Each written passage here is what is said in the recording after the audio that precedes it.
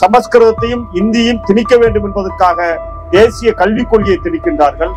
குலக்கல்வி முறை என்ற பெயரில் பிராமணர்கள் எப்போதும் வேதம் ஓதுவதும் வேதத்தை கற்பதும் அல்லது எல்லா வகையான சொகுசான வேலைகளை மட்டுமே செய்ய வேண்டும், பிற்படுத்தப்பட்ட மக்களும் பட்டியல மக்களும் முழுவதுமாக உடல் உழைப்பிலேயே இருக்க வேண்டும் என்கிற நோக்கத்தில் தான் விஸ்வகர்மா யோஜனா என்கிற திட்டத்தை அவர்கள் நடைமுறைப்படுத்துகிறார்கள். அடிப்படையில் பிராமணர்களுக்கு கடவுள் நம்பிக்கையே கிடையாது. கடவுளுக்கு மேலானவன் என்று சொல்லக்கூடிய ஒரு கூட்டம் ஸ்மார்த்த பார்ப்பனராக இருக்கக்கூடிய காஞ்சி சங்கராச்சாரிக்கு கடவுள் நம்பிக்கையே கிடையாது. இவர்களுக்கு கருவறைக்குள் நுழைந்து ஒரு சிலையை தொட்டு பூஜை செய்கின்ற உரிமை கூட கிடையாது.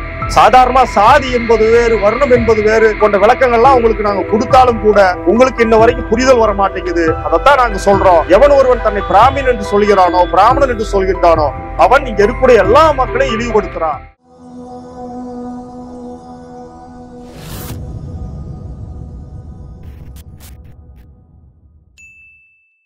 எவன் ஒருவன் தன்னை பிராமணர் என்று அழைத்துக் கொள்கிறானோ அவன் இங்கே இருக்கக்கூடிய அனைத்து மக்கள் மீதும் சூத்திர பட்டத்தையும் பஞ்சம பட்டத்தையும் சுமத்துகிறான் என்பதுதான் பொருள். அடிப்படையில் பிராமணம் என்று சொல்வது தன்னை கடவுளுடைய பிரதிநிதியாகவோ அல்லது கடவுளுக்கு மேலானவனாகவோ காட்டிக்கொள்கின்ற ஒரு நடைமுறையாக, கொள்கையாக 2000 ஆண்டு காலமாக இந்த மண்ணில் நிலைநிறுத்தப்பட்டுள்ளது. இன்றைக்கு இந்த பிராமணர்களுடைய தீண்டாமை நடைமுறைகளையும் பிராமண மேலாதிக்கத்தையும் சமஸ்கிருத மேலாதிக்கத்தையும் நிலைநிறுத்துவதற்காகத்தான் 100 ஆண்டு காலமாக RSS இயக்கம் இங்கே செயல்பட்டுக் கொண்டிருக்கிறது.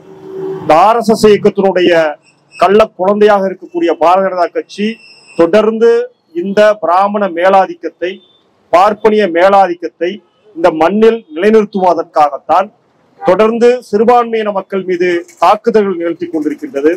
இங்கே இருக்கக்கூடிய இடஒதுக்கீடு பிரிவு அல்லாத உயர் சாதியினர் அனைவருக்கும் இடஒதுக்கீடை அள்ளி கொடுத்திருக்கின்றது.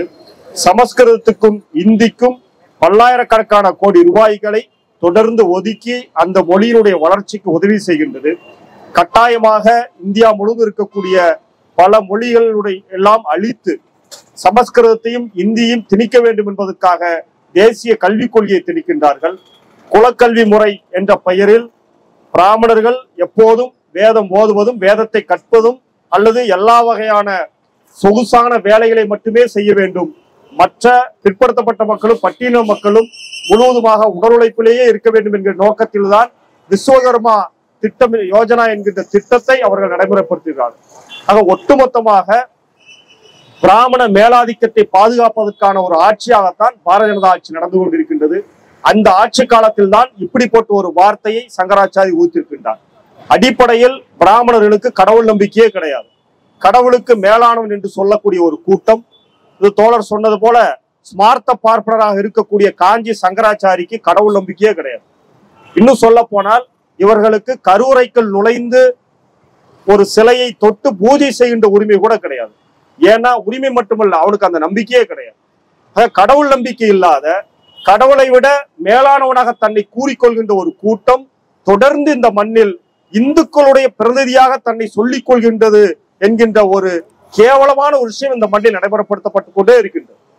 வெறும் 500-600 ஆண்டு கால வரலாறு கொண்ட சங்கர மடத்தை 2000 ஆண்டு கால வரலாறுன்னு சொல்லி புளியிட்டே இருக்கிறானு.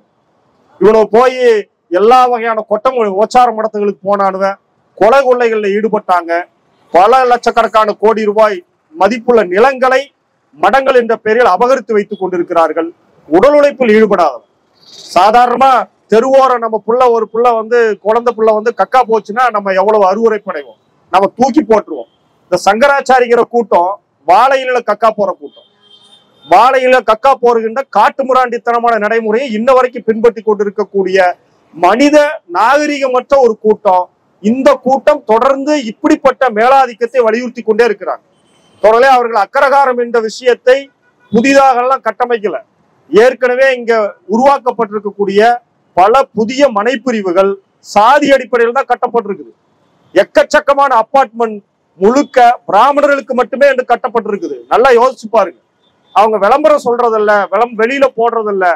பல அடுக்குமாடி குடியிருப்புகள் முழுக்க சைவ உணவு உண்ணவங்க தான் அங்க குடியிருக்க முடியும், அவங்க மட்டும் தான் வாங்க முடியும், என்ன சாதின்னு கேட்டுதான் அவங்கள உள்ளே விடுவான்.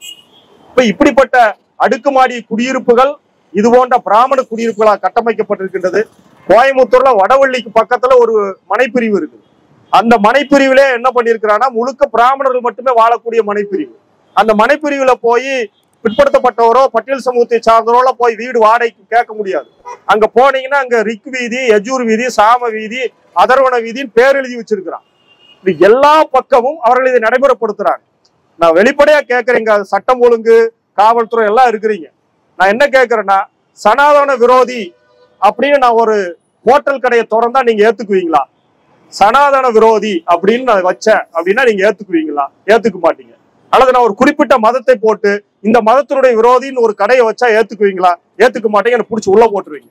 ஆனா கோயம்புத்தூர்ல அரசு கலைக்கல்லூரிக்கு எதிரில் சேரன் டவர்ஸ்ல பிராமின்ஸ் ஹோட்டல்னு ஒருத்தர் நடத்திட்டு இருக்கிறான். பிராமின்ஸ் ஹோட்டல்னு நடத்துறான்னா உங்களை எல்லாம் இழிவானவன் சொல்றான்னு அர்த்தம்.